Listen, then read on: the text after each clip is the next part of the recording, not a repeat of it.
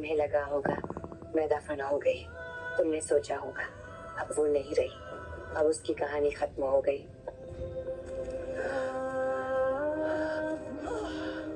लेकिन मैं यहाँ हूँ, जमीन के नीचे, सांसें धीमी, आंखें बंद, लेकिन जिंदा, क्योंकि एक माँ कभी नहीं मरती जब तक उसका बच्चा इस दुनिया में सांस लेता है।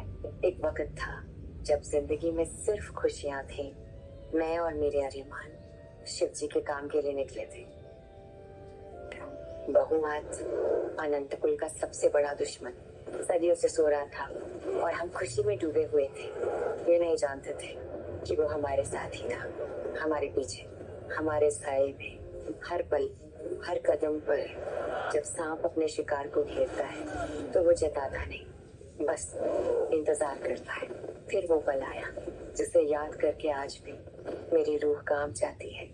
मेरी आंखों के सामने मेरे अरमान पर वार हुआ। नहीं, नहीं, ये मुझे मंजूर नहीं था। मैंने अपनी पूरी ताकत लगाई, अपनी हर शक्ति को जगाया और बहुमात पर हमला किया। लेकिन जैसे ही मैंने अपनी शक्ति इस्तेमाल की, एक अजीब सी खामोशी छा गई अंदर से, जैसे किसी ने एक ही झटके में मेरी सारी रोशनी बुझा दी हो। मेरी शक्तियाँ खत्म, मेरे हाथ खाली और मेरा दिल टूटा हुआ।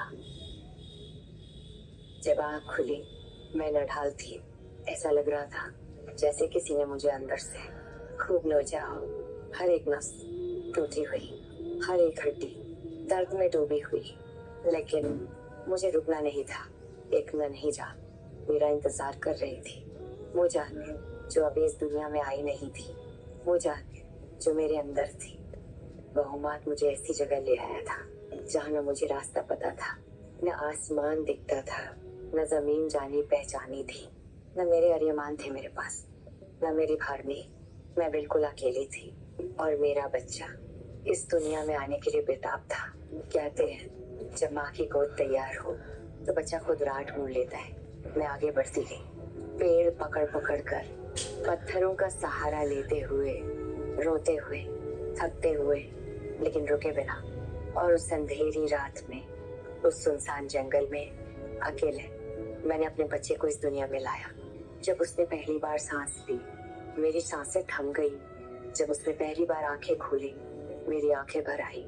मैंने उसे अपने सीने से लगाया और फुसफुसाई, तू आ गया मेरे बच्चे, तू आ गया। वो एक पल जिंदगी के तमाम दर्द से बड़ा था, लेकिन वह सुकून ज्यादा देर नहीं रहा।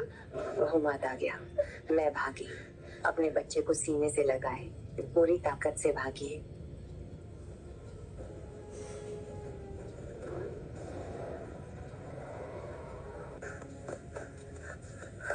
एक गुफा मिली, अंधेरी, तंग, लेकिन महफूज लगती थी। मैंने अपने बच्चे को अंदर रखा और शिव जी के भेजे हुए नागों ने उसे अपने घेरे में ले लिया। जैसे वो जानते थे ये बच्चा कोई आम बच्चा नहीं, ये अनंत कुल का वंश है। लेकिन बहुमात रुका नहीं। उसने अपना विशाल पंजा गुफा में डाला और मुझे बाहर खींच लिया। मैं चिल्लाई, मेरे बच्चे को कुछ मत करना, मेरे बच्चे को। लेकिन मेरी आवाज जंगल में खो गई। उसके हाथ में थी मैं, आसमान पर ठंडी हवा, अंधेरी रात। नीचे देखा तो जंगल बहुत छोटा लग रहा था और उस लम्हे में एक ही चेहरा याद आया, भारनी, मेरी भारनी, जो हर कदम पर मेरे साथ थी। हर मुश्किल में, हर जंग में, हर आंसू में, हर मुस्कान में।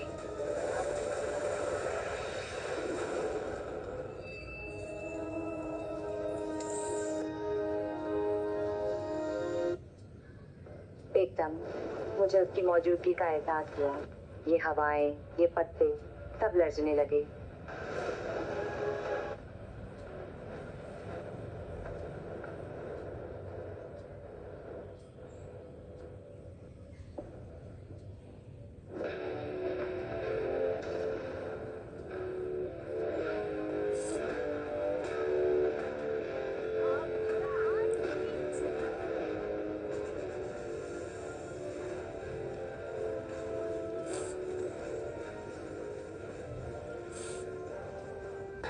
लेकिन गुजरा हुआ कभी वापस नहीं आता।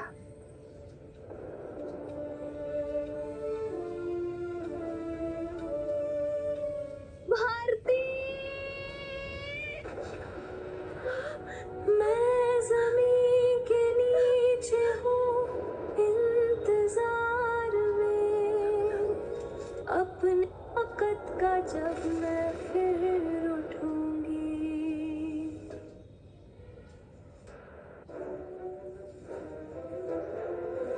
Have battery charged.